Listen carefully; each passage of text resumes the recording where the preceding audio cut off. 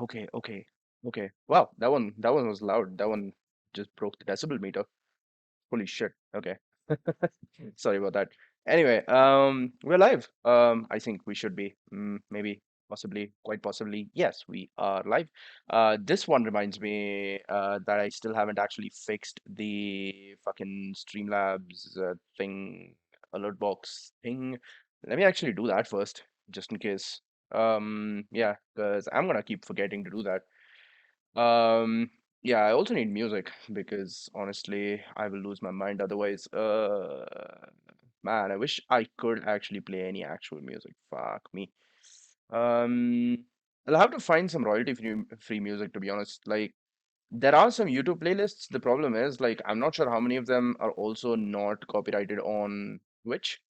Um, but yeah, let's see. Um, there is this playlist. Is this, how does this sound? I never heard this before. Okay, so these are like electronic tracks. Hope that isn't too loud. I have no idea what it's like on OBS. Okay, yeah, that sounds okay, I guess. I think my mic might be too loud actually. For some reason, it's actually picking up my mic even louder this time, which is kind of weird. I'm not really speaking at anything abnormally loud, like louder than I usually do. Um, Anyway, so I think like this, I have no idea how I can actually set up the alert box. I did this such a long time ago, I don't remember any of it anymore. Hmm, follows, so test follow. Oh, so it sends an alert. Okay, okay. So I guess like I gotta copy this and do something with the URL. Yeah, let's just quickly check that out. Oh yeah, I probably need to like kill the music for that. And today I'm going to show you how to set up the OBS Studio or multi-platform versions browser plugin source. So to get started, you're going to want to close OBS. This will make it so you can actually install a plugin. And head over to this page, which I will link in the description. This is Yeah, for bro, I plugins. know how to install OBS. Holy fuck. Are they In gonna my make case, me I do already that? have some of the files, so I can skip. Oh, no, no, no. I think I And skipped a download step. via desktop. Okay. It will be an zip file, so make sure you have something like plugin. And head over to this page, which I will link in the description. This is so you can download the zip file. So you're going to want to get the version for your operating system. In this case, Wait, I'm using so I don't think I need the browser plugin anymore, right? This is like a thing I can just add. Yeah. I don't need the browser so I'll plugin open this file. anymore. I already have it downloaded to my desktop. It Okay. will be an zip file, so make sure you have something like 7-zip or WinRAR, whichever one will work. This is And like open all up the the way back folder. in 2015. So here we have a folder. So now you're going to want to go to your PC local disk. So click this PC, choose your Mm-hmm. local disk, and go to Mm-hmm. Program Files x86. Mm-hmm. Now scroll down till you find the OBS Studio folder, and this is where we want to extract the files. Yeah, I don't think we need to do This any is of that. your OBS. So now if you click the plus to add a source, you'll see you now have Mm-hmm. a browser source. Yeah, I have a browser So source you can add a already browser source. You can name whatever you because want to. that's like an inbuilt And feature in this is your OBS OBS. now. Now open up your Twitch Alerts dashboard, Ah, there we go. and here you're going to want to We copy this link at the top of the page. You're going to be okay. copying the alert box widget. It will also work for any of the other widgets. And then paste it into the URL section. You can change the size Uh-huh. here, as well as the FPS Uh-huh. it uses. And then once you're Uh-huh. ready, click OK. Now you're Uh-huh. going to have a blank source in here. The source Uh-huh. is not filled until an alert actually goes off. So over here, Uh-huh. you can press test alert or whatever alert you want to test, and you'll see it will scroll Okay. down. That's all it takes. All right. Let's do that. Let's do that then. Let's see. So, we just gotta add a browser source, create new, I'll call this Twitch alerts or Streamlab alerts. Alerts, right? Make source visible. Yes, please. Okay. And yeah, so we need this URL and the URL shouldn't be shown on stream. So I will keep that off stream. I'll keep that over there. 800, 600. That's fine. Custom CSS. I don't really care about any of that. Read only access to OBS. Refresh cache of current page. I don't know what any of those things mean. All right. So can I move? Can I move this to the center of the screen? Um, how do I do that? Transform? Yeah. Center to screen. There we go. Fantastic. And let me just press the follow. Okay. Awesome. So yeah, I mean, it's sort of hey, remember this was a modification. The weird thing is it's still saying default.gif over here, even though I have actually changed the settings, and you could see the change setting over there. Because like subscriptions, which obviously I don't really have, but if I click on test subscription, that's like, yeah, I did a few modifications to the way this works. Um, yeah, like for example, for raids, there we go. That's okay, but raids are like kind of the default thing actually. Mm, I don't know why it was different just for, even though everything is marked as default. Hmm, I have no clue. Like I selected this one for follows, but that's not the one that looks selected over here. Like if I go to, that's so weird. Like if I go to test, yo, Red Frog, what's up, man? I'm just setting up, I'm actually just beginning to set up the,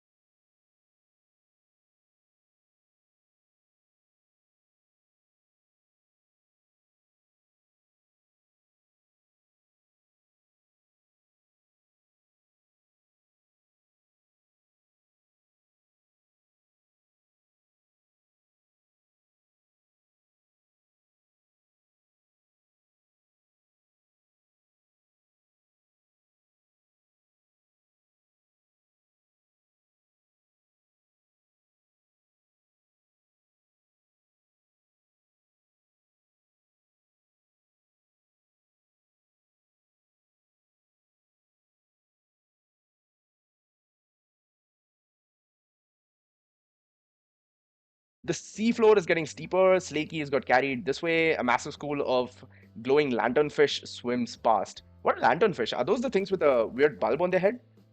Is it those things? They're creepy. Oh, it's not that. Oh, these things are. Why are they called lanternfish? They don't even.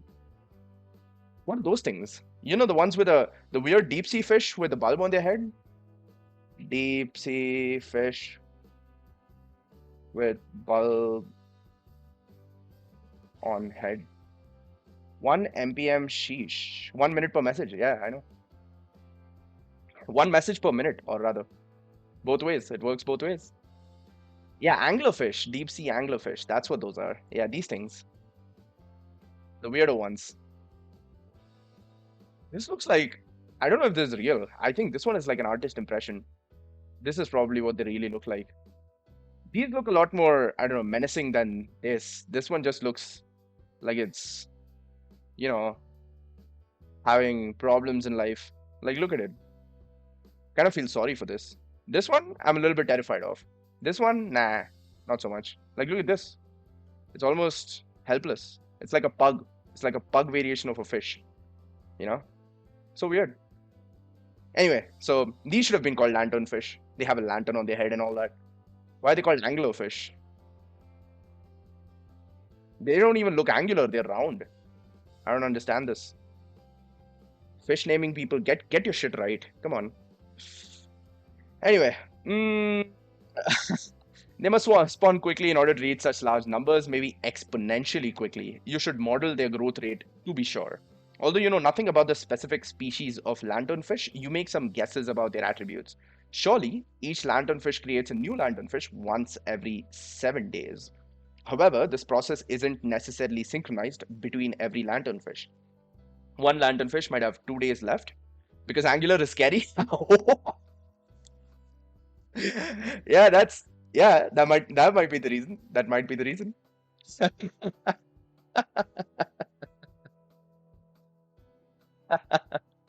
God damn. Oh man. Fuck me. Yeah. Yeah, that's a good enough approximation, I guess. Yeah, that makes sense. That makes sense. I'm willing to accept that. This process isn't necessarily synchronized between every lanternfish. One lanternfish might have 2 days left until it creates another lanternfish, while another might have four. So you can model each fish as a single number that represents the number of days until it creates a new fish. All right.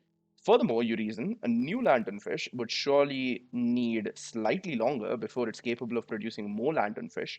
2 more days for its first cycle. Okay, that also makes sense. So suppose you have a lanternfish with an internal timer value of 3. So it becomes 2, it becomes 1, and then it becomes 0. After another day, its internal timer would reset to 6, and it would create a new lanternfish with an internal timer of 8. All right. Mm-hmm. 2 more days for its first cycle. Okay, okay, gotcha. After another day, the first lanternfish would have an internal timer of 5, and the second would have an internal timer of 7. Okay. A lanternfish that creates a new fish resets its timer to 6, not 7, because 0 is included as a valid timer value. All right. Okay. Okay. That just sounds a little bit confusing. I don't know why they're doing that. Okay. It's 0 indexed, basically. It's 0 indexed, right? Okay. So it kind of goes all the way to 0, and then, all right, cool. The new lanternfish starts with an internal timer of 8 and does not start counting down until the next day. The new lanternfish starts with an internal timer of 8 and does not start counting down until the next day. Okay, gotcha. Mm-hmm. Okay. Realizing what you're trying to do, the submarine automatically produces a list of the ages of several hundred nearby lanternfish, your puzzle input. For example, you're given the following list: 341, 34312. The list means that the first fish has an internal timer of 3, the second has an internal timer of 4, and so on until the fifth fish, which has an internal timer of 2. Simulating these fish over several days would proceed as follows. Initial stage, so 3 to 1. So when it reaches 0, at that point there's a new fish. Wait, okay, sorry. One of them reached 0 already. Right, so this one reached 0 already, and at that point, then so it's fine. That means that, it's like in the process of giving birth, and the next day it's back to 6, and there's an 8 here, which is the new lanternfish. Gotcha. Okay. Each day a 0 becomes a 6 and adds a new 8 to the end of the list, while each other number decreases by 1. All right. In this example, after 18 days, there are a total of 26 fish. After 80 days, there'll be a total of 5934. Find a way to simulate lanternfish. How many would there be after 80 days? Get your puzzle input. All right. Ooh, this sounds like we need to do a certain level of optimization because, like, if you were trying to track all the calculations, it does get exponential, right? That's kind of the point. It gets exponential. So I don't think we should be stepping through each time. I don't know. Actually, yeah, I can think of an easy way. I can think of an easy way to reduce this.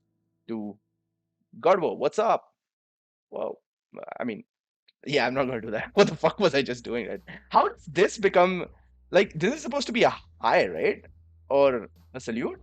I don't really get like the come on, like that makes no sense. Like a wave, yeah, okay. I guess I can see that. Yeah, it's like a yeah, I guess I can see that. Okay. Because like honestly, the first thing that you try to do when you see that is, well, like the first immediate interpretation is something that you probably shouldn't. Salute is yeah, yeah, oh 07. Yeah, yeah, you're right. That's true. What's up, Godwo? How's it going? Um, day 5, 6, 6. Yeah, sorry, I completely forgot which day we were on. Good old IRC emote. Yeah, yeah, yeah. Good, good. Oh yeah, nice to hear. Um, pa, pa, pa, pa, pa. um, given test input. Wait, so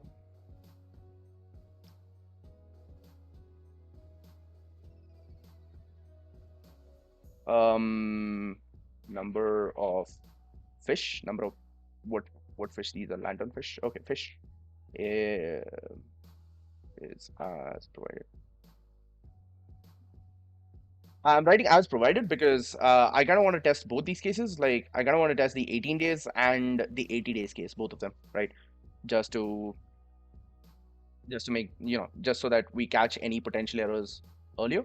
So I've been watching Ludwig, but he got suspended from Twitch. No, he jumped ship and then got suspended on YouTube. What? Wait. Fuck. What? Ludwig is no longer on Twitch. No way.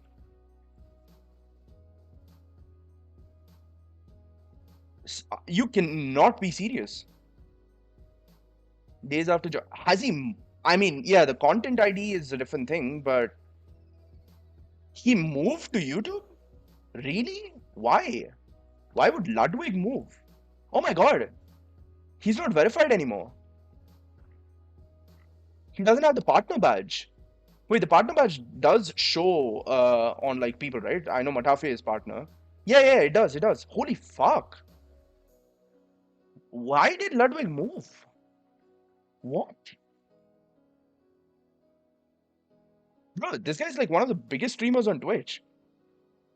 Did did YouTube offer him money? Why would he move? What the frick? Holy, okay. Huh? This guy just doesn't give a fuck, does he? He hasn't mentioned anywhere. Like, okay, it's kind of crazy when people are like this famous because it's kind of like, look at this. This is description on on his Twitch channel that a lot of people will still probably look, because like there's gonna be a lot of existing links on the internet, and you're gonna find his Twitch profile first, most likely. At least for now, he hasn't even bothered leaving a link to his YouTube. Like, it's there down here. This is this even his YouTube? The the URL, if you can see it at the bottom, doesn't even look normal. Like, what is that? Is that his actual? Yeah, that is his actual thing. Huh. Okay.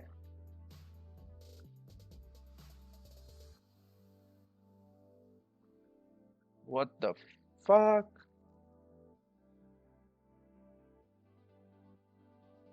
Ludwig Agren? Okay. This is okay. This is so weird. Why did he jump? He made a YouTube video. Watch it. Okay, I'll check it out. I mean, I wasn't really like a big Ludwig follower, to be honest. But at the same time, I just find it like super surprising. Like, why would you jump?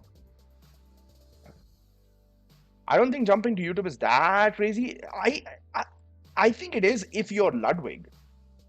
I think it's fine for some like medium-sized streamers. Like I feel like Moist Critical could jump because he has a crazy big YouTube presence already, and streaming on YouTube instead of Twitch, I think might be a good move for him.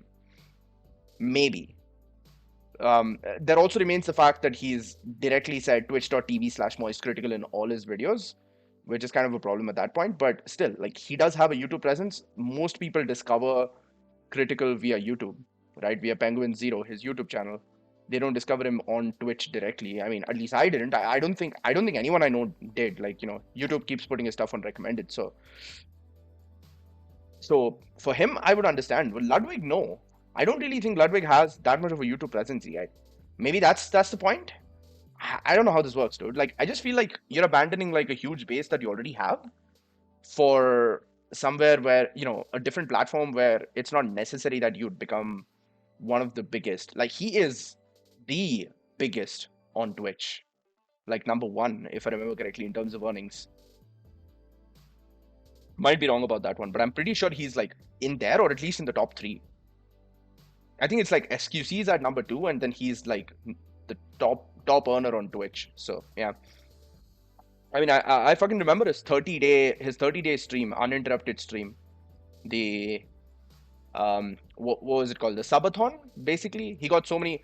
It was like each sub extended the stream by 10 seconds, and so many people subscribed, bought subscriptions that it literally went on for 30 days because he had set a hard cutoff at 30 days, right? So it was an uninterrupted 30-day stream.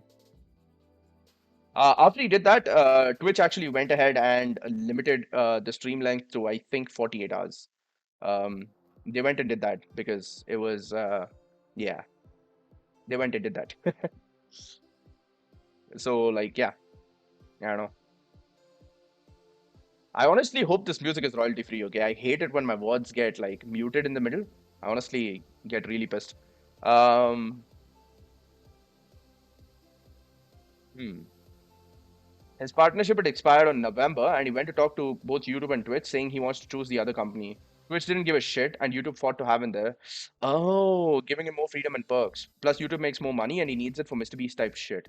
Gotcha. Okay. Yeah, I think that makes sense. That makes sense. If his contract was expiring anyway, like his partnership exclusive, any exclusive contract that he had signed was expiring anyway, and he talked to both of the companies to renew it. Um, then yeah, I guess that makes sense because Twitch is notorious at not really giving a fuck about its streamers. So, I mean, let's not pretend like YouTube is some bastion of, streamer protection or anything like that. Like, but at the same time, YouTube has more incentive to grab somebody like him because, despite Google's entire influence and all that, YouTube is still really seen as a website where you go and watch content, like which is pre-recorded, like essentially just produced content and not streams. Um, YouTube streaming has taken off a lot, but I think it's really just the VTuber section that has really made money. Um, I remember that Kiryu Coco was like the number one earning YouTuber during her time, like when she was active. She was the number one earning YouTuber. So like yeah, I think like YouTube really wants to make money off of that because like Twitch, like consider I have probably spent more on Twitch than my entirety of my lifetime on YouTube, right? Like all the time I've spent on YouTube, include all the ad revenue, I don't think will reach anywhere close to how much I've spent on Twitch. Like I have actually dropped quite a lot on subscriptions. Like for smaller streamers and all that, like it's like basically I think like you go ahead and if you're above maybe I don't know, 20-ish, 20 odd subscriptions, I'm pretty sure you'll exceed the amount of revenue you've made for YouTube. Especially if you're like me and you don't watch ads like for most of the time, right? So I just use I just use ad blockers. So they aren't really making money off of me, So yeah, I think like it's always better for them to monetize via streams because like people drop crazy loads of money on that. So a single stream and YouTube could be earning like like tons of cash. Like look at the VTubers, man. Look at how much they earn per stream. So that's happening like almost every single day, right? Like for a lot of them. So per stream, they just earn a lot, and YouTube takes a cut out of all of that. So yeah, it's the same thing with Twitch, right? So yeah, I just feel like it's like a big move. Twitch should have done more to keep him. I think that makes sense now. Now that you mention it that way, right? It makes sense. If Twitch really doesn't give much of a fuck, then yeah, they shouldn't treat YouTube like how they treated Mixer. Like I don't think Twitch should really think of YouTube as a non-competitor for it. Like Twitch is the biggest name in streaming right now, but that is just because YouTube hasn't really tried hard enough. But yeah, if he wants to retire in a few years and YouTube offers him money, not a bad move. Yeah, if they offer him more money, I suppose. But I don't think he's retiring anytime soon. The guy's still young. I don't think he's retiring anytime close to now. But yeah, the point is it generally is a good deal if they have like an insane contract. That's why a lot of streamers moved to Mixer, right? Twitch didn't really give a fuck about Mixer, and they were right about that one because Mixer was new and honestly not really going to kick off that much. But a bunch of big streamers did move there as well, right? Um, who was the biggest name who moved to Mixer? Ninja, right? Yeah, Ninja was like I think the biggest Twitch streamer who moved. Shroud moved as well and then moved back. So yeah, Ninja also moved back. I think either that or he moved to Facebook Gaming. I don't remember now. Anyway. Pop, pop, pop, pop, pop. Okay, so I think like for this, we have a fairly simple. So this is just a input, right? So we'll just leave this as it is, and we'll just like firstly create the inputs first. Day06 dot input, and the resources file. Um, what do I do here? Puzzle input. There we go. Let's close. Oh yeah. Oh, it was already open. Copy you. Paste. All right. Cool. So it's a single line this time. All right. So I think all we have to do is, yeah, let's take. So firstly, latent var days solver day06 and solver equals day06, passing in day06 dot test. Okay, and add the parameter. Let's call this file name because that's what it is. Alt R for refactor, and then then what are we going to do? Right. So after this point, we are just going to write. Okay, so we wanna know after a certain number of days, right? So after 18 days, we're saying there should be 26 fish, and after 80 days, we're saying there should be 5934, right? So get so solver dot get number of fish after 18 days, right? So this we're gonna put should be what again? A 26, right? Yeah, 26. So assert equals 26. Yeah, there we go. And assert equals 5. Yeah, let me just copy paste that because I have made mistakes in writing 4 numbers before. Solver dot get. Yeah, okay. Um, I should create this member function. Let's call this days in returns probably a long. Yeah, okay. And then to do not yet implemented, that's fine. Let's go back to solver get number of fish with 80, right? So that's fine. And we can just run this test. It's obviously going to fail, but I'm just running it so that, subsequent tests will run faster. Anyway, so let's just look at this, right? Okay. So, so the initial thought that folks would have, like in general, is like the way you would want to solve this is by taking each fish and just kind of simulating it, right? Like adding it to an array just like this one. The problem is the array starts becoming explosively longer, and at each step you have to go and increment each of these, like do this weird increment where you go 0, 1, 2, 3, 4, 5, 6, and then so it's like it's a mod operation actually, but the only difference is you start from 8 and go 8, 7, 6, and then after it reaches 6, you start doing like the mod operation to kind of go back and forth, right? But that's fine. We can engineer that operation. That's not a problem. But I think like what we need to do is, yeah, the important thing to understand is basically that we don't want to do this for every single fish because that kind of becomes a crazy number of fish, right? What we do know is that every fish which is at, let's say, 5, right? Actually 5 was probably a bad example. Let's say every fish that is at 6 at this point. So it's like after 11 days, this fish is at 6, this is at 6, this is at 6, and this is at 6, right? All of these fish are going to become 5. So it's going to become 5, 5, 5, fuck, whatever, right? Like 666 is going to become 555. Like every fish with 6 is going to become 5, right? And every fish with 7 is going to become 6, and so on, right? So that way, all we need, because we know the biggest number can be 8, all we need is an array of size 8, right? Like, or size 9, 0 to 9, right? Because those are the only possible values they can take.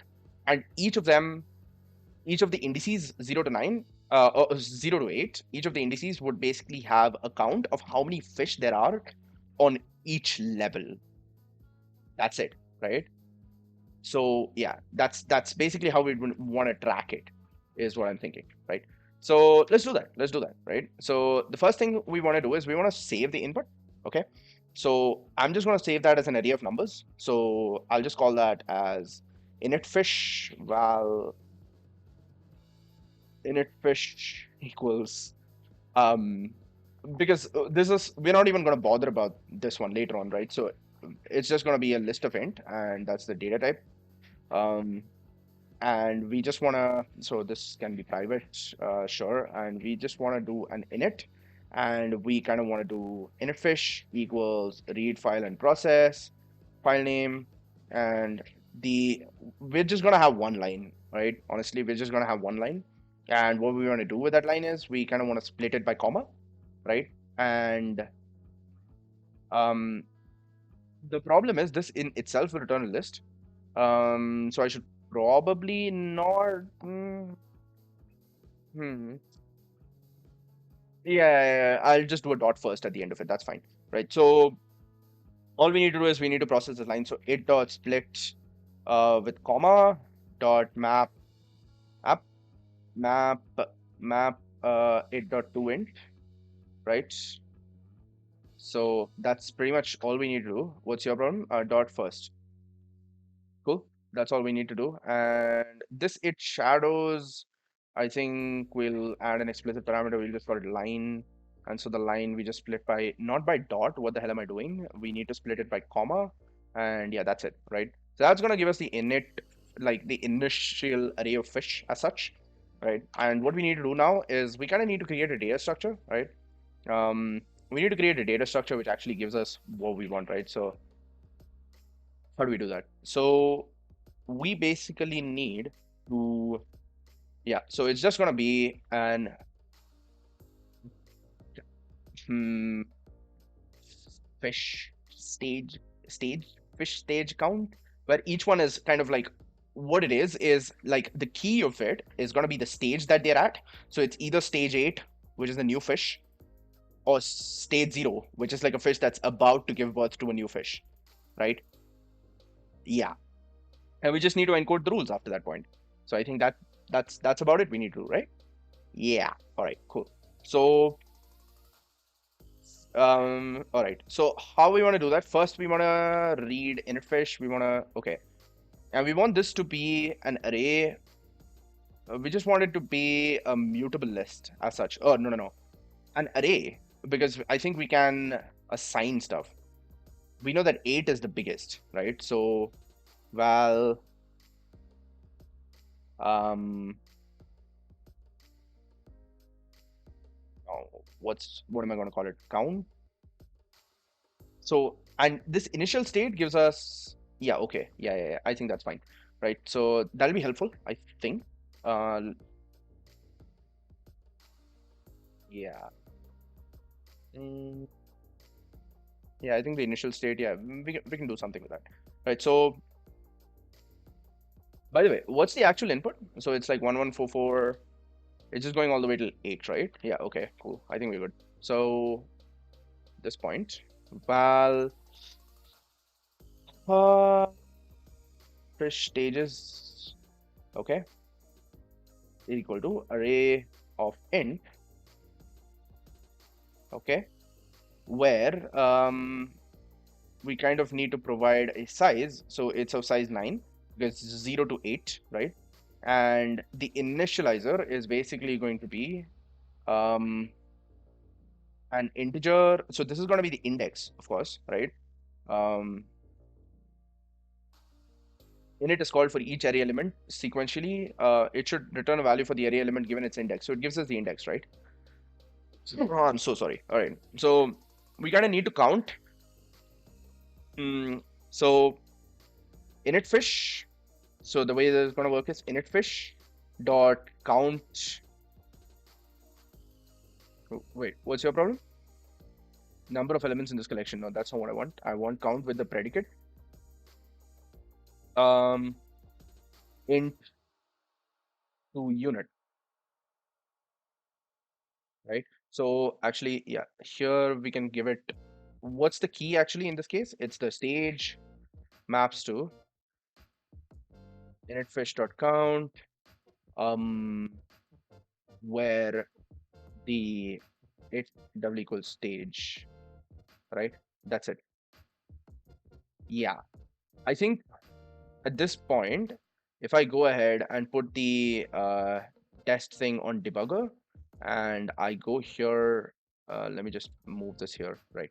So if I put a debugger on this to do, right? I don't want to execute that, that's why. And if I debug this, I should be stopping at a specific point where it has days 18, that's fine. Fish stages, which should really contain. So what was the test input? Um, I'm confused. What was the test input? 3, 4, 3, 1, 2, right? So 3 should have 2 of them. 4 should have 1. Okay. 1 should have 1 and 2 should have 1. Okay, and everything else is 0. Yeah, I think that's cool. Yeah, that's what we want, right? Okay, cool. So at this point, yeah, so we know this works. That's okay. All right. So now what we want to do is we kind of want to run through each of these stages and we want to implement our sort of our algorithm, as it were, right? So so this is initial stage, right? So day one is one increment of the loop as such, right? So for day in days, or in 1 2 days, I guess. Yeah, both inclusive, right? So if days is 1, it will run once, right? For as empty body, yeah, that's fine. Yeah, we just have to put that. Okay, so fish stages is fine. All right. Now, what we need to do is we kind of need to verify that we have. I'll just leave the to do in here so that it stops complaining about compilation errors. Um, we basically need to. Hmm. And finally, we need to say how many fish there are, which is just going to be a sum of all the numbers in the array, right?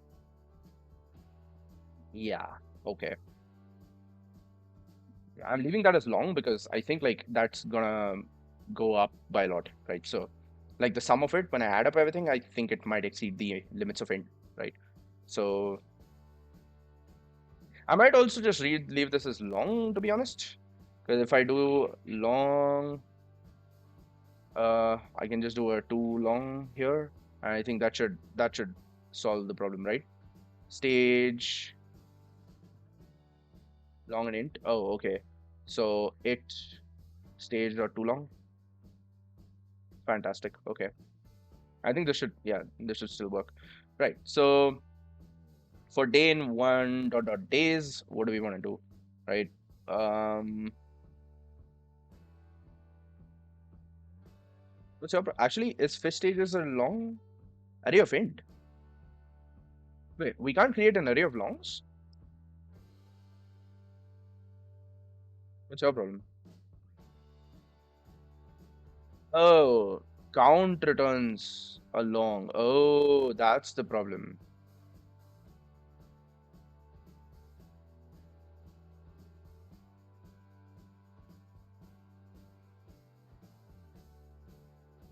Okay, so both need to be too long. Why stage?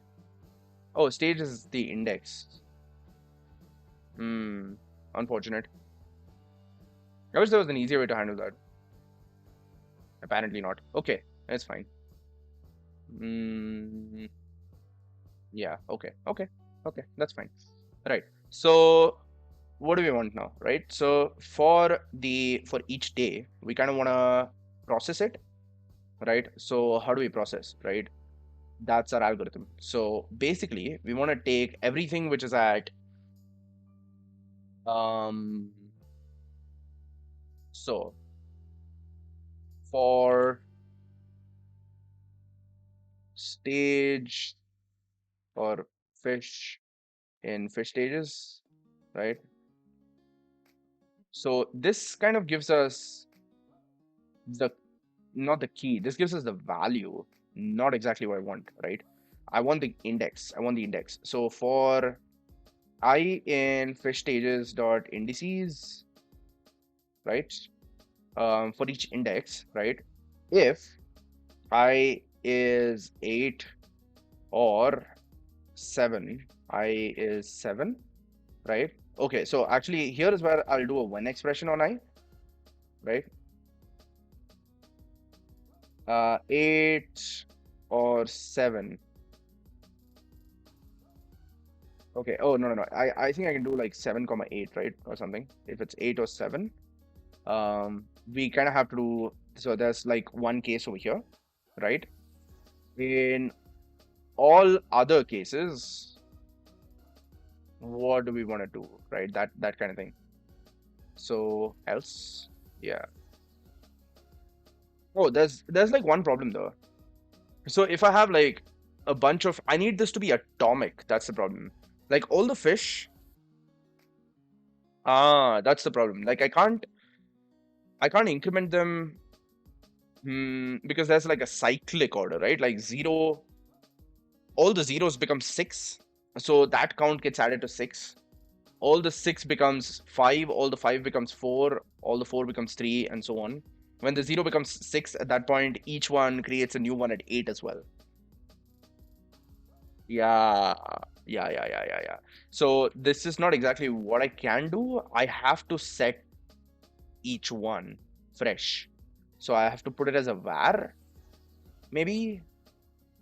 Yeah. So now, okay. So how do I want to do this, right? So I need to read from one and I need to write to another one, right? Yeah.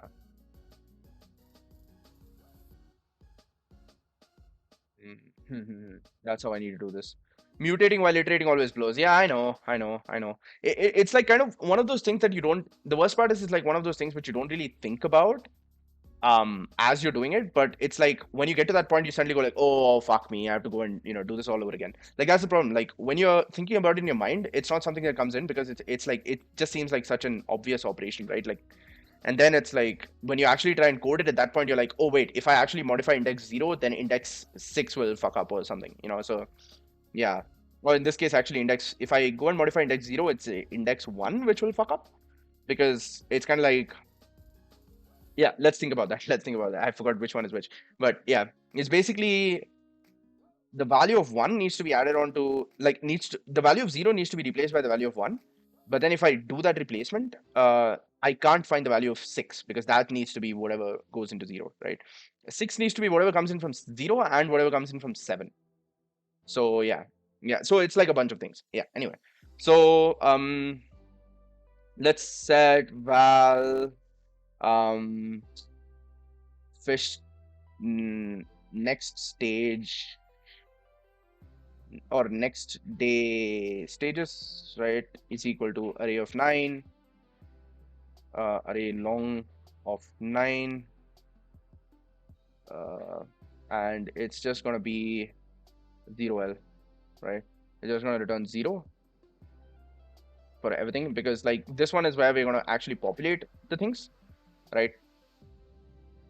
So for each day, we kind of want to do um, for I in next day stages dot indices, right?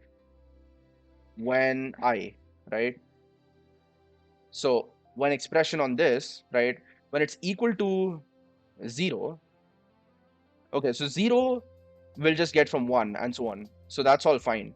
The weird case is 6, 7 and 8, right? They are both weird, I guess.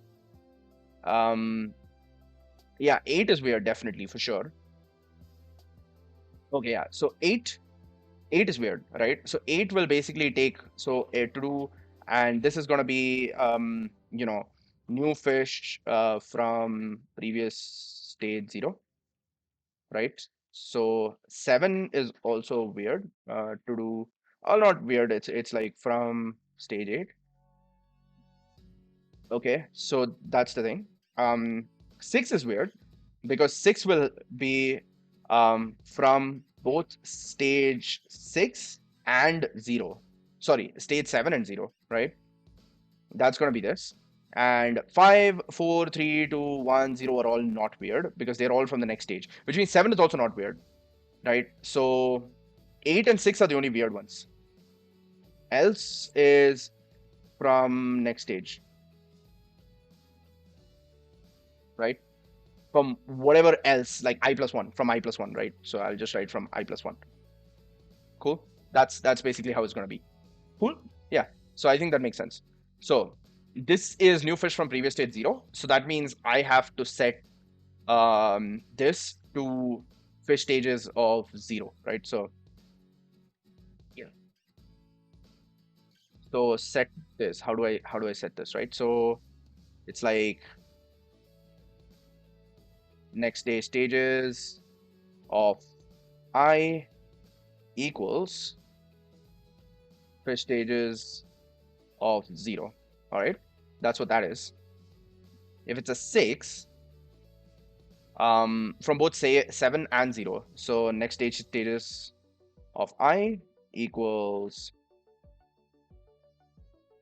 this point. Actually, I can extract the next day stages of I part, right?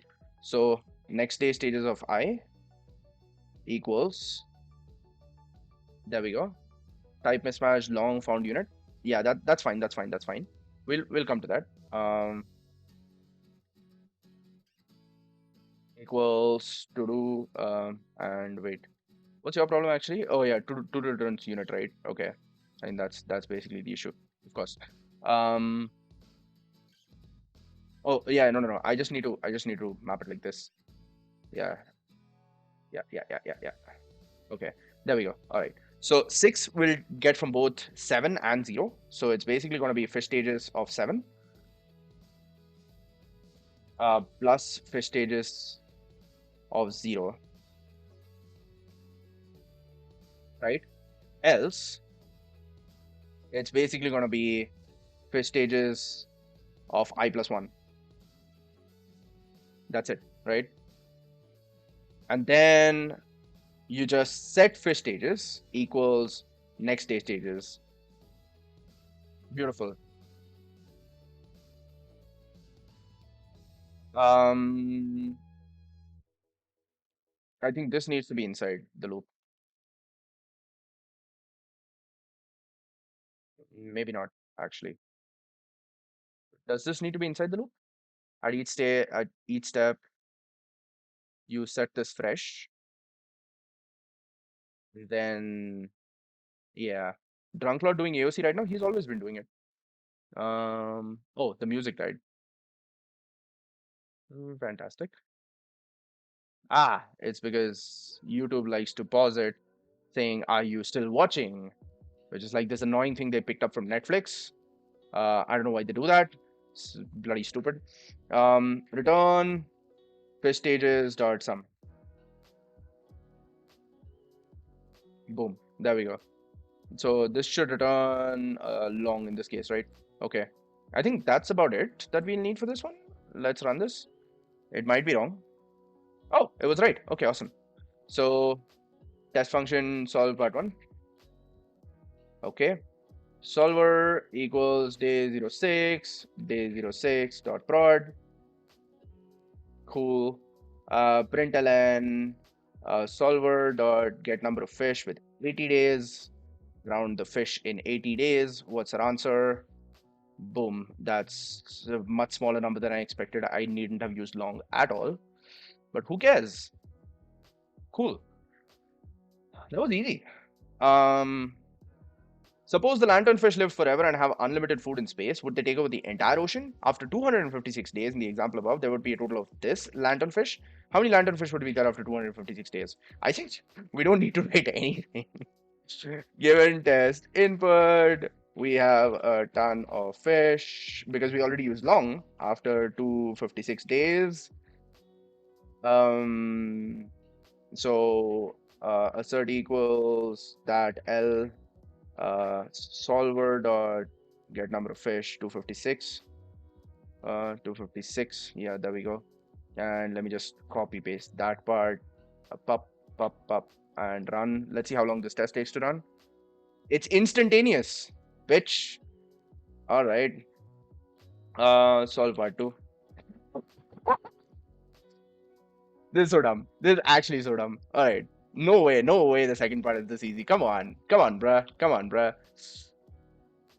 Really, you don't even make me work for it? Like, honestly, come on. Don't tell me the production. No, it's just, bruh. What,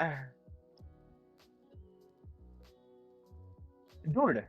This is the fastest part 2 I've ever solved across all questions, across all years. This is literally the fastest part 2. Did I just find the perfect solution? Okay, what? Okay, did they really expect that people would actually go and do this ever expanding list? Because that's feasible with part 1, given that the answer is like only, in the range of like 360,000 something. It's feasible that people would have done something like this, where you have an ever expanding array, right? Did they expect people to do this really though? Because this solution is so much neater, so much simpler. Like, I don't know, I feel like this is actually harder to implement than this, whatever the fuck I did. Trap for the newbies, yeah, I think that makes sense. Bruh, I didn't expect to finish it this time, honestly. And before that's what she said joke. Oh god. I honestly didn't expect to complete this early. Like, what? Come on, man. Give me some challenge. This is so fucking simple. All I had to do. Good thing I didn't use ints, by the way. Good thing I didn't use ints. I was like, I saw the word exponential, and I was like, I'm not using integers. I'm using longs. Integers would have had an overflow problem for me. On a private leaderboard, so I did it in the morning. Yeah, yeah. Good. I mean, yeah. I should join a private leaderboard ideally, but yeah, I don't know. So it actually stopped at day 80.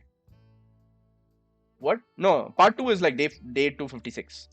So day 80 will give you like a much shorter answer. Huh. That was.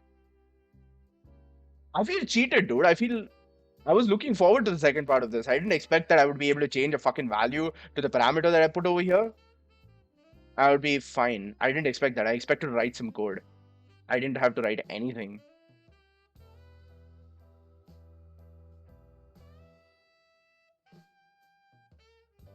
I didn't even have written this test. I could have just written it here. Bruh. Okay. Ah. What language is this? Oh, Go. Okay. Simulate day 1. Clone map fishes. I don't know what clone map does. Oh, I assume it clones the map. Like it's a copy of the map. Okay. Map intent. Does Go not have arrays, or is this how you mm, denote arrays in Go? Like, I guess it makes sense. Like, the key is an integer and the value is an integer, but at the same time, I would have expected that to be an array data structure. Technically, if you think about it, there's no reason for that to be an array data structure, because really it should just. I feel like it should just handle that under the covers, right? Like, if arrays are like more memory efficient or whatnot, it should honestly just use that. But my mind went to map. Yeah, that makes sense. It's just I've been conditioned to use arrays whenever we have like continuous indices. Like map is always, I use it for discontinuous indices, like key value pair, but you don't know what the key is going to be, right? But wherever you have continuous indices which start from 0, I generally always use an array. I don't even use a list, like, because it's predictable in this case, right? Like exactly how many we want. So I use an array for maximum speed, So yeah, specified size. I honestly thought like something which I've hard coded or anything like that, I'll have to change and I'll have to, go and refactor the code, do something like the previous day's questions. Nothing, absolutely nothing. My solution was so fucking general, bruh. Yeah, there's like pretty much the same thing, right? So draft of age minus equals count. If age minus 1, e double equals -1, okay. Then draft 6 plus equal to count, okay. So it's basically like, why are you checking if age -1 double equals -1? Why not just check if age double equals 0? Because that seems like a simpler way to write this. Like I would, if I were you, I would refactor this and write if age double equals 0. Mine was pretty simple too. I still ended up using math. Wait, did you go with a different solution? I thought everyone would have done exactly this. When expressions make this super neat, by the way, because I can just say that the next day stage is, if it's 8, if it's 6, these are the two special cases, and all other cases it's just copy paste from fifth stage is I plus 1. So I'm subtracting beforehand. Um, I'm confused. How? No, I'm saying this particular check. Wouldn't this be exactly the same as if I wrote if age double equals 0? How is this any different from writing if age double equals 0? Line 14. Draft of age minus equals count. This line. I'm just talking about this line, dude. That's it. Just this line. Right? It's just the same as if age double equals 0, right? That's a much simpler way to think about it. It's a much simpler way to think about it. It's just the ones that read 0 are the ones reproducing as they were asexually, apparently, because like I would have figured that part 2 would require like, oh whoops, you just discovered that they are not asexually reproducing and you need two of them to reach, state 0 at the same time or something like that to produce. I thought like part 2 would be something like that. Like I honestly thought it would be different. This is like, it's the same thing. It's just, yeah, but you're right, it's a newbie trap. It's a newbie trap. That's why they've given this big expanded example to make people think that this is the way you should be doing it, right?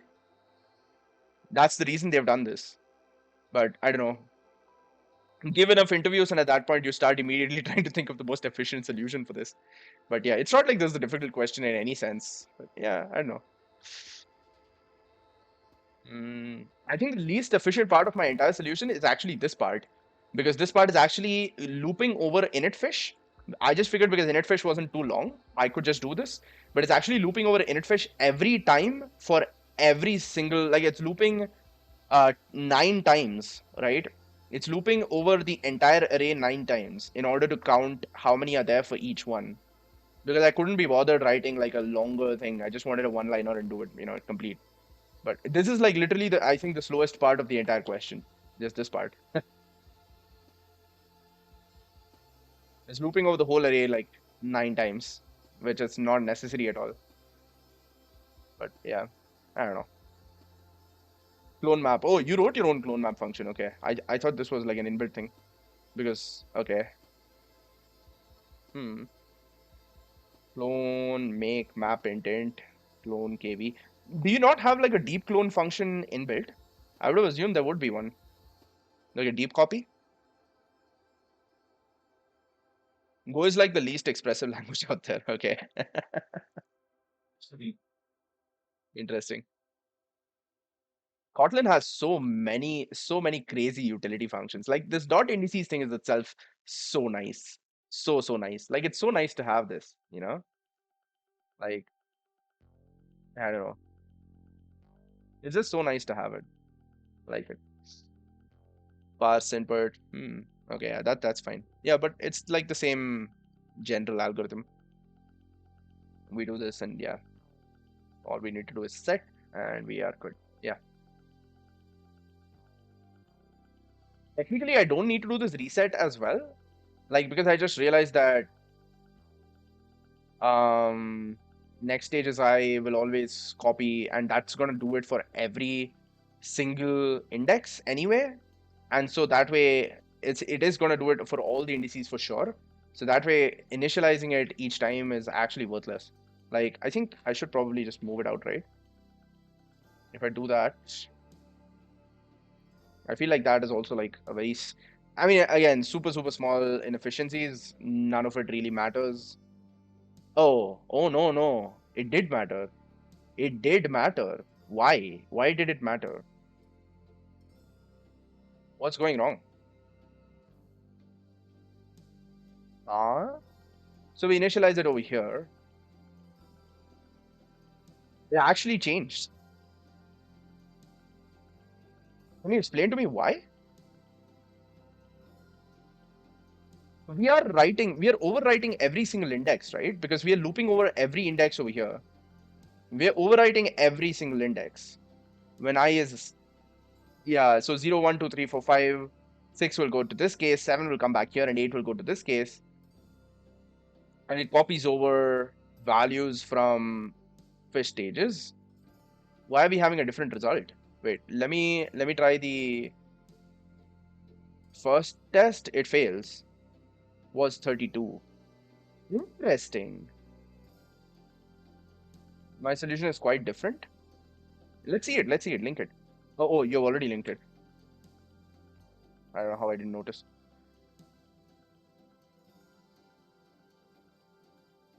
Hmm. Solve. I feel like I should copy paste this entire bit, into the question, like similar to what you're doing. That'll be nice for documentation later on, like in terms of the um. Yeah, I don't know. I guess it's fine. I'll just link it. I'll just link the overall thing in the README. If anyone's actually bothering to read, they'll know what the questions are anyway. Mhm. Okay. Ages int num for num in data split. Okay. Mm-hmm. Mm-hmm. While true. Okay. That's the first point where we're making differences. Age comma count in enumerate age counts. I don't know what enumerate does, but I'm assuming it creates a. Okay, I'm supposing it's like it creates like a key value pair sort of thing. So it's like you get 0 for, okay, age counts age plus equal to 1 for age and ages. Okay, yeah, I get you. Okay. Hmm. So you set the initial age counts, that's the same thing, right? So it gives you age comma count. If count not equal to 0, the count is not 0, days passed, double equals days, return sum of age counts. So this just breaks out at the end, right? Okay.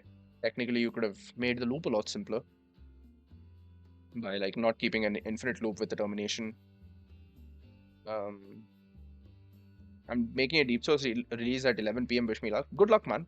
Why are you releasing at 11 p.m. though? Like, wouldn't it rather wait till the morning when you'd be like a little more clear-headed?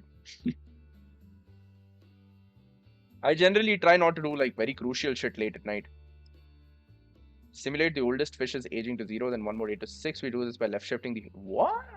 Oh, okay. Like yeah, I feel like this is one of those things you can do only in Python. I can't think of an easy way to do this in Kotlin, to be honest. There might be a function. Somebody might have created an extension function somewhere. It might already be a part of the Kotlin array library, but mm, yeah, I don't remember yeah, I don't think we have any such thing in Kotlin. But yeah, that would make sense if it's there. But yeah, set last shift values to 0. Set last shift values to 0. Okay, add as many 6 and 8. So it's similar. It's similar. You're just like shifting the array. Yeah. It's kind of similar. I suppose like since it makes a copy by itself, I suppose like yeah, it's like this operation creates a copy of the array, right? So that way it's like pretty much the same thing. Yeah, I think this makes sense as well. Clever, clever. How do you not lose what the value of the age count 0 is though if you left shift? Shift equals age plus 1. Are we doing that somewhere?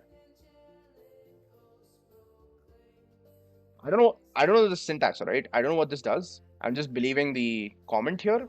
But if you left shift the whole array, if you left shift the whole array by 1, like essentially, oh, no, no, no. Oh, so it goes to, oh, it'll, no.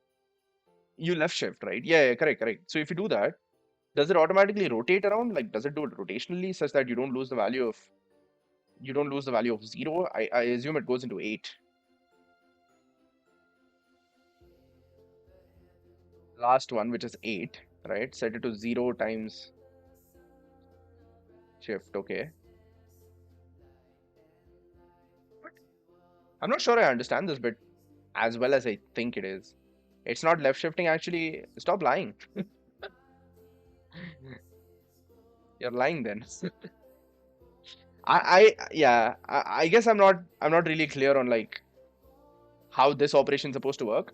Like again, I've never really understood this Python. And honestly, like I really don't like it when people write code like this in production, to be honest. So this is the sort of shit that slips from my head because like I don't like seeing code like this in prod anyway. So this makes it very hard to read. It's moving the last n age values to the first n age values. Last n minus age, sorry, n minus age values to the first n minus age values, and then setting the last age values to 0, which is technically a left shift. Yeah, okay. Yeah, so wouldn't you lose the data in age 0? Like for age 0, because age 0 is at the leftmost of the array, right? Wouldn't you lose that data? How does that get preserved? Like where does the first value go? Because it's getting left shifted out. Am I missing a line somewhere? Fire up a Python shell? Yeah, I mean I can. Um, it's just I personally have no idea how to run the Python debugger at the shell level. We want to lose the first age values. Wait, what? But they are supposed to go to 8. They're supposed to go to 8. We're aging those oldest fish and 6. Yeah, they're supposed to go to 8 and 6. Aging those oldest fish to 6. Correct. Wait, where is count set?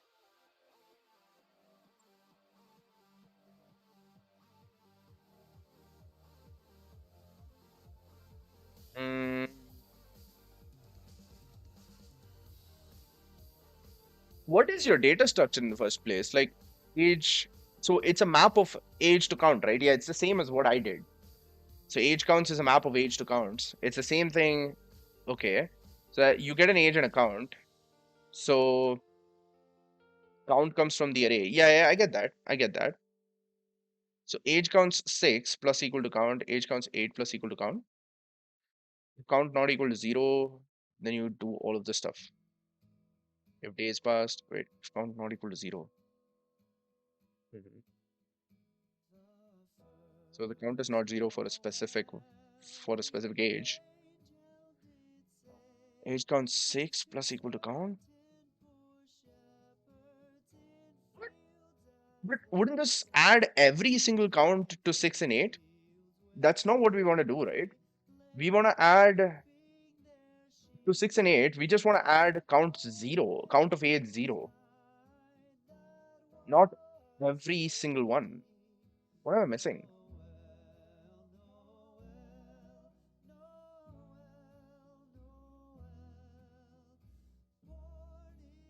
What? So we do this for every single age. We left shifted once. Yeah, you don't get it. Yeah, I don't get it. I honestly don't get it. Again, I feel like you've overly complicated this. It works this time. That's the only difference. Yeah, good luck with your release, man. Yeah, you've got 3 minutes. You've got 3 minutes. Yeah, it's really it is release time. Okay, okay. Wait, what the fuck is going on? What is this music? Jesus, man, bruh. I don't want fucking Christmas carols. What on earth? What the fuck? Shut up. Jesus. This is the problem with random playlists, man. Dude, trust me, I have so much amazing music I'd like to play, like which I listen to normally when I'm working and stuff. I can't play any of that because I don't know how, if any of those are copyright safe. I don't think any of them are. I've got like so much stuff that I normally listen to, and here I'm stuck with these shitty ringtone tracks. God damn it, man. I mean, I shouldn't be complaining to be honest, but at the same time, it's just so annoying. I should look into if it's possible to like have these tracks available on the stream, but not on the VOD. Like I know that there's like a Twitch VOD soundtrack which is a little bit separate. Like there's a channel available on OBS for that. I'll have to see if like I can enable that somehow. Like, yeah, I don't know. You need a better playlist. I need something, man. Yeah, like I just need, like I said, I have a lot of good music, but nothing which is copyright free. That's the main problem. All the copyright free stuff mostly is, I don't know, uninspirational. It's just, it's okay. Can you imagine just your first name being your username on websites? I just realized, is that pronounced Surya or is it Soria? Because I have heard Shaurya before and I've heard Surya before, but I never heard Soria before. Or yeah. I guess the reason his GitHub username is his name is because nobody has his spelling. Like, I guess somebody else might have my spelling because the way my name is spelled is not. Yeah, there's this dude who has the same unfortunate spelling as I do. Um, but he somehow managed to snag this username. Um, he also doesn't use GitHub at all, apparently. Cool, cool, amazing. Is there any activity at all? Yeah, it's like way back. Soria. Okay, Soria. So it's Shaurya. It's like Yeah, I've heard the name Shaurya. Shaurya means valor, right? Courage, valor. VALOR. Yeah, valor. Yeah. I mean, in this case, it's the name of a film, but yeah, that's kind of what it means. Released? Wow, that was quick. That was quick. For me, that would be like for our code base. Firstly, we cannot handle our own releases. We kind of have to delegate that to a completely separate team. And it would be how many hours? A few hours. I think like easily 3-4 hours of effort at minimum. Yeah. Takes a little bit of effort to find decent copyright-free music. Yeah, that's true. I was making a cursory effort to find it last time. That's how I stumbled upon this playlist. But at the same time, look, the main problem is I found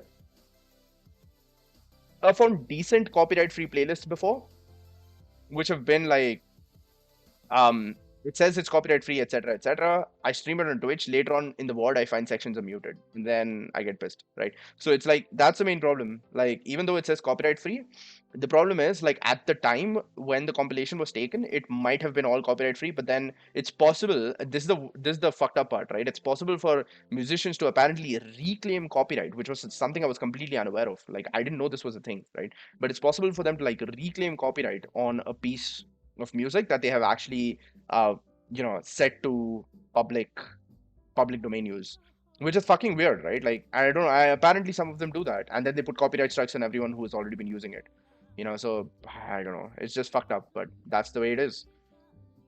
Dude, music copyright law is like super weird. I've spent quite a bit of time looking into it, and it's just so badly stacked against any kind of fair use or like any kind of use really. Oh my god, what is this? This is even worse. Bruh, okay, no, I'm going back to soft murmur. Fuck this shit. Jesus, fuck. What was that? What even was that? Yeah, no, that playlist is gone, bro. Well, my release is just to pull master and push a tag to GitHub. Everything else is automated. Come join this company. Yeah. Trust me, dude. Honestly, looking into it, there's stuff that's going on right now, which like I'm not exactly able to avoid. But yeah, I'm seriously considering this, right? So it's not, yeah, it's just like things as they are right now aren't working out. And even if I were to jump, I would be jumping only after March. Like that much is guaranteed. Like until March, I would still be here. We have some other major shit going on right now, and it will be really bad for me to leave as of this point. So yeah, even if I were jumping, it wouldn't be till March.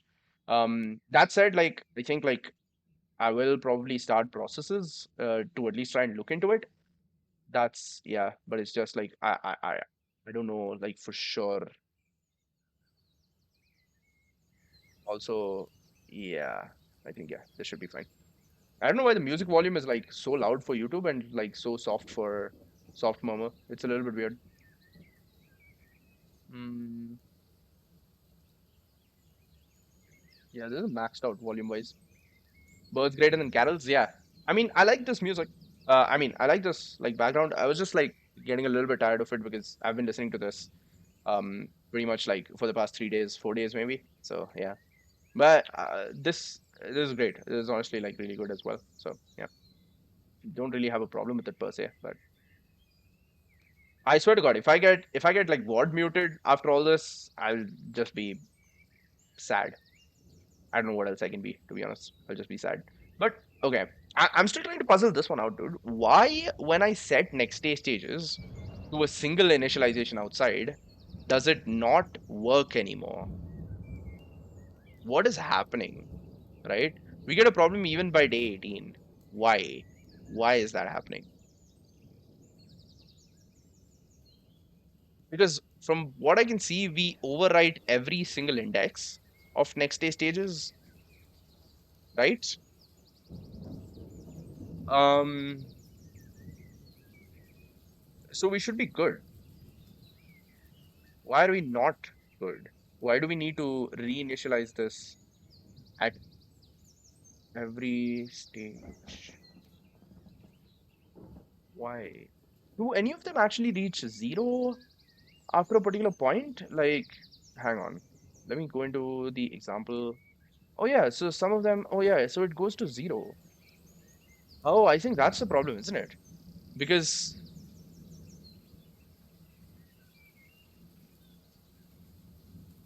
whatever was at, oh no, sorry. Whatever was at day one goes to zero. But I'm saying whatever was already, yeah. So initially this was at eight. It goes to seven. Um, the seven goes to six. Okay. Like for example, here, this one's at eight. It goes to seven. When it goes to seven, there's no more eight. Like so, essentially, the number of instances of day eight was one here, and then it goes to zero here, right? At this stage. But if we don't reset the array, what happens is this eight never actually gets reset because the behavior for array of eight is to copy over from array of zero, right? I think like no, sorry, yeah, is to copy over from array of zero, and array of zero doesn't really exist. Like or array of zero is whatever value it still was, so it actually just yeah. Hmm. I think that's the problem. Yeah, that makes sense. That makes sense now. Yeah. We do need to move this inside. So let's do that. Yeah, okay, cool. How long does it actually take to run everything if we run all the tests? No time at all. Wow, okay, super quick. Um, what have you guys been saying? I monkey pad some shit out of Island right now. How does dot indices work? Oh, dot indices works like this. Basically, it's like next day stages dot indices. It returns a range from zero to max index. So zero to max index. So in this case, it's zero to eight. It returns a inclusive range from zero to eight, right? So you can actually see the definition of this. It actually gives you an int range, which an int range is like it's a range of values of type int. That's what you works with the in keyword in Kotlin. So when you specify I in int range, it will increasingly go over the range. That's basically what it does. It goes in an increasing order over the range. So you can either provide an int range or you can provide an int progression in here. For an earlier question, we actually had to provide an int progression. An int progression is nothing but an int range, except it doesn't have to be increasing. An int range has to be increasing. So yeah, an int progression has a step function which can specify like what that step, whatever whatever step you want it to be. So I don't know if you can specify the step function with this. Maybe you can actually. Step two. Can I do that? Yeah, I can do that. Yeah. So I can specify the step function, and that actually transforms the indices thing into from an int range into an int progression. So it transforms it from a range to a progression. So a progression has the difference of having a step as well, which can be negative as well. So yeah, monkey pat some shit out of Pylint right now because Pylint is so shit. Want to know what happened today? Pylint uses some regex to check its line formatting, okay? And they forgot that some people might have long ass lines, so their complex regex chokes on long lines. If you have a list of items 30,000 characters long, it gets stuck on that line for a minute. How the fuck does this shit end up in prod? Yeah, that's honestly not even close to the uh, worst kind of code I've seen. Like this sort of shit is common, dude. It ends up in prod because like people don't really think about these cases. Like, look, the problem with like with uh people developers who work on things like Pylint is basically that they themselves maintain the highest standards, right? So they themselves have impeccable code, really neat, no long lines, blah blah blah. So they kind of this is kind of the problem, right? It's the same problem that like developers in general have with customers, right? The fact that developers have certain like you might write a program and there might be something that's so obviously incredibly jetly stupid to do, and you might think that nobody's gonna do it, right? And then you find you release your code live, you release your program live, your users download their updates, and immediately somebody goes and does the thing, right? Like within half an hour, somebody goes and does the thing, and you're like, you never tested for it or provided an edge case for it, and you're like, how could they be this stupid? But that's what people are, right? So it's the same thing. It's the same thing, right? So they would be writing super neat code. They might be thinking, who the fuck is writing code with 30,000 lines? Sorry, 30,000 characters in a line.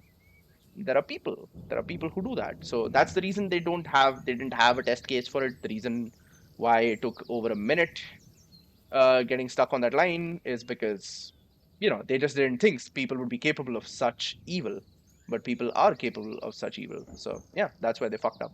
So I made a video while I was in Bangalore. It'll go live on the YouTube tomorrow. Wow, amazing. Nice, nice, nice, nice, nice. Good shit, good shit, good shit. Like on their YouTube, by their YouTube, you mean Pylint's YouTube? Pylint has a YouTube?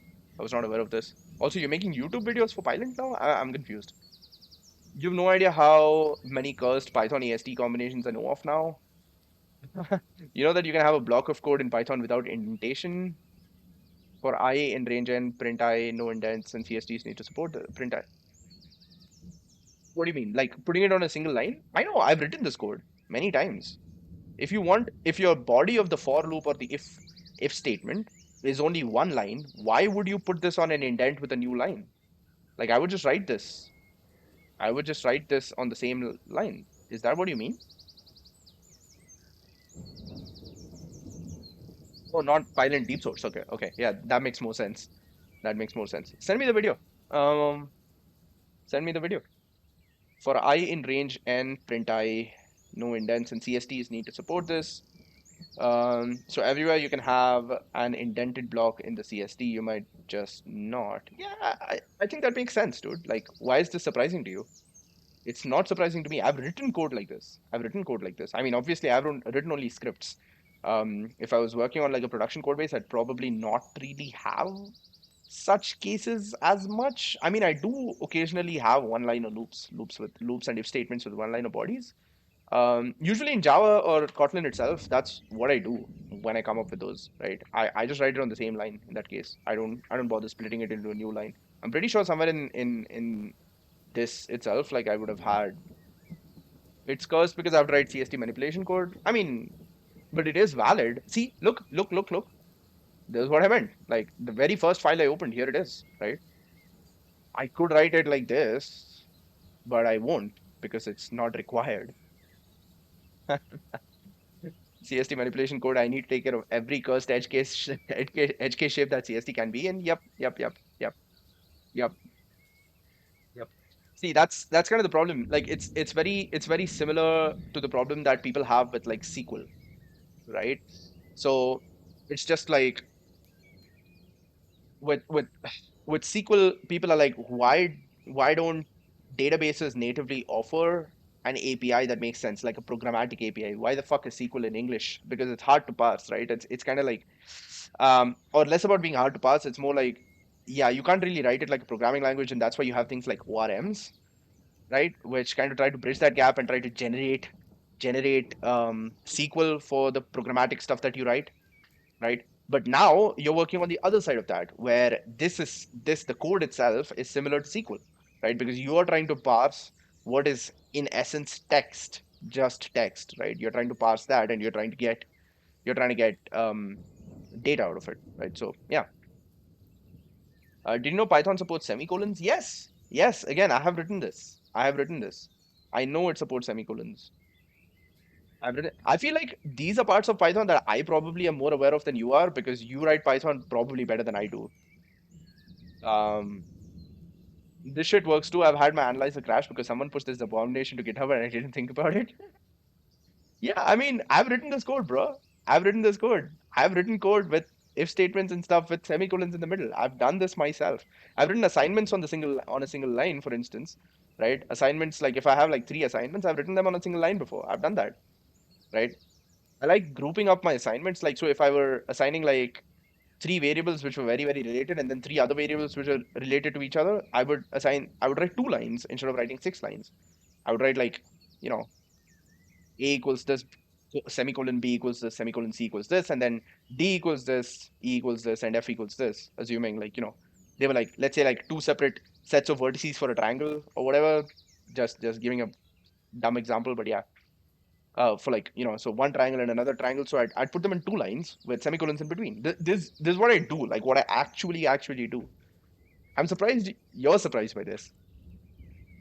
It's very different for languages that aren't white space aware. Yeah, that's true. Because you can actually kind of, that's true. But no, I'm saying like this is for Python code. I'm talking about for Python code. I have done this. I have done this in Python. So I was just aware that this is something that can be done. I'm actually surprised you weren't aware. Or maybe you were aware but never like didn't think about it while you were writing your code. So for I in range 10, if I double equals 5 pass, this doesn't work. On some level, I'm surprised that it doesn't work, but also on some other level, I don't know what this is supposed to be doing. Um, oh, so you need these in like two lines, I suppose. For I in range 10, and then the next line will have this stuff, because I'm pretty sure you can put this on the same line, but you need this part separate, is what I'm assuming. Um, so this is just sort of like, what if you wrote, is continue a keyword in Python? What if you just wrote continue instead of pass? Would that work? Like on a single line? Would that work? Let me try that. Wait, what? I don't have Python installed? Bruh. Oh, this is a new laptop. I completely forgot. I completely forgot about that. Okay. Um.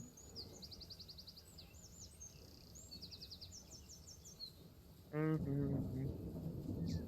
Okay. I think. Yeah. Let me install Python PowerShell. Screen's gonna blank out just for a second. Let's see. Um. I need to do not silent, because if I don't do not silent, it always installs to C drive, and I don't want anything installed in C. So when on the same line, you can add only one expression on it. Interesting. Interesting. I was not aware of this. Hmm, that is very interesting. WSL might have it already. I don't have WSL enabled. I don't have anything on this laptop enabled. I don't think I've ever used WSL actually. Yeah, I haven't. I definitely haven't. I haven't used WSL ever. Agree, install. Why are there like Visual C++ redistributables which are necessary for this kind of stuff?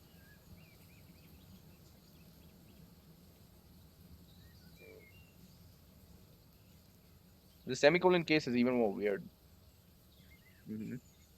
Yeah, I suppose like white space aware languages will have like bigger problems in general.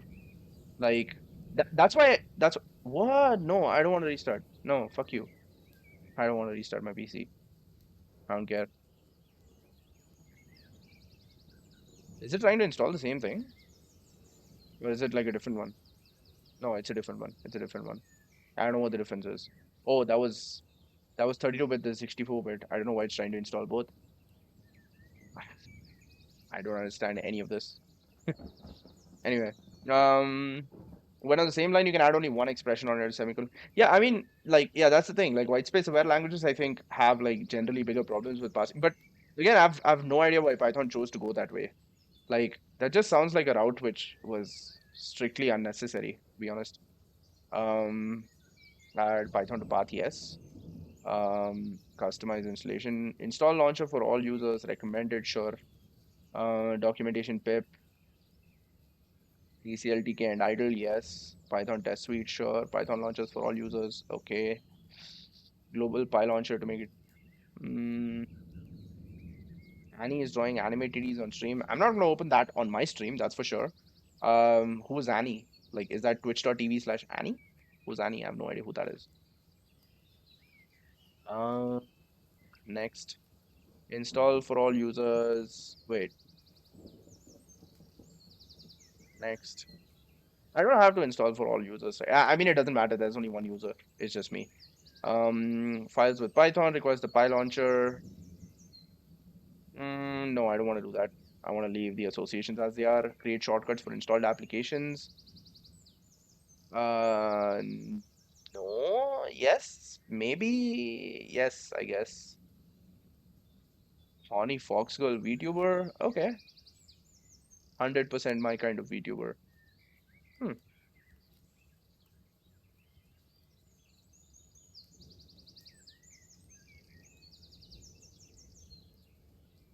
Cool is it to have like a four-letter username? That's so cool. Oh, okay. She's drawing. Okay, of course. She's drawing covered animated. Okay, that's fine, I suppose.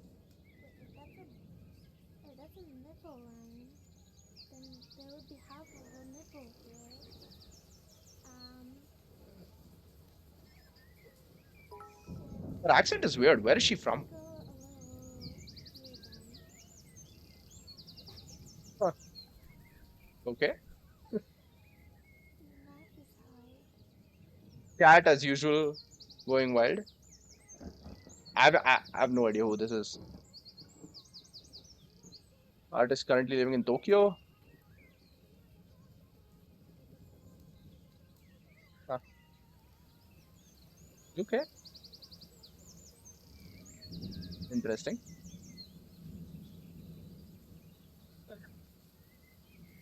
God was scandalized. Again, this is what happens when you associate with Drunk Time Lord, to be honest. She remade the Kingdom Come meme on YouTube. Oh, that was her? I think I've seen that video. I think I've seen that video. She sings it, right? Like she kind of, yeah, with some of the altered lyrics. Recompile standard like, yo, is this a good option? What are the good options here? Recompile standard library. Is this a thing I should check? Download debugging symbol. Like, which of these should I check off? Also, let me switch that up. Data D, software, programs. Um, okay. No, browse the software program. Right. So can I click back, click next, and no. I wanted to see what the old path was so that I could kind of emulate that. That's fine. Programs, where's programs? Nothing matters here. Don't do debug symbols. It's Python. You're supposed to go with defaults like most people do. It's an approachable language. Okay. Okay, I'll take your word for it. Make new folder. Let me just call that Python 3. Okay. Yeah, there we go. Precompiled standard library. No. Okay, fine. install.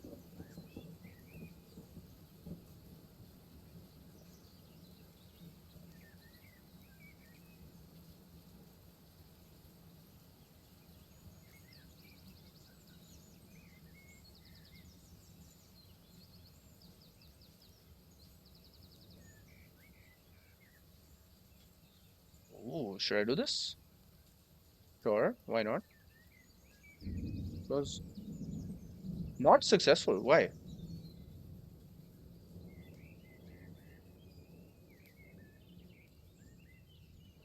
Recent package change indicate a reboot is necessary. Okay, oh, maybe that's why. I think it is installed Python. Yeah, idle. Yeah, it is installed. Okay, cool. You could have just installed it from Microsoft Store. I'm aware.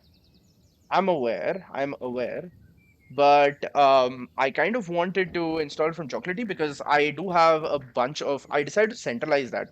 So I've installed like 90% of my software from Chocolatey this time. So Chocolatey sucks, by the way. It's honestly not great.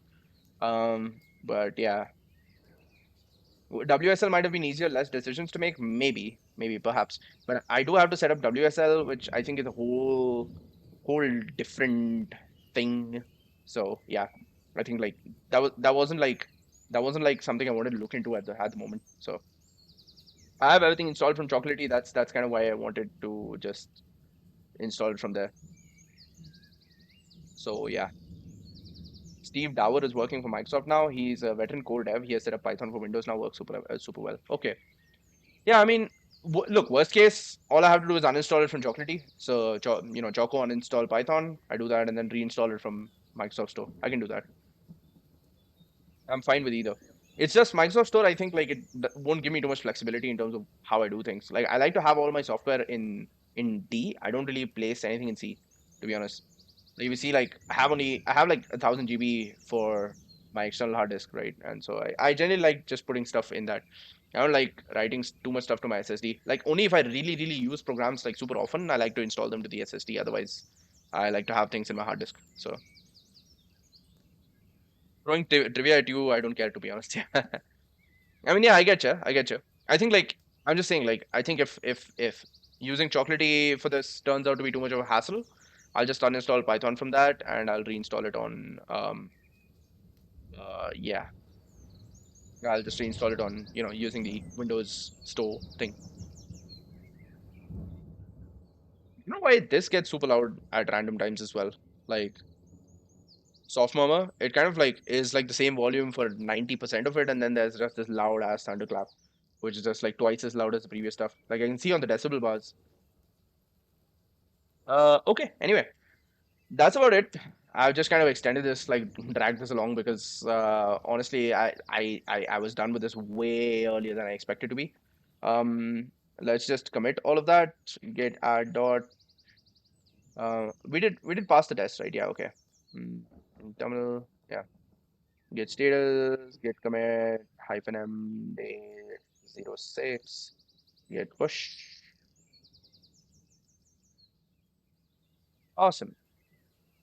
And with that, we have completed this question and we have come to the end of the stream. Thank you for sticking around.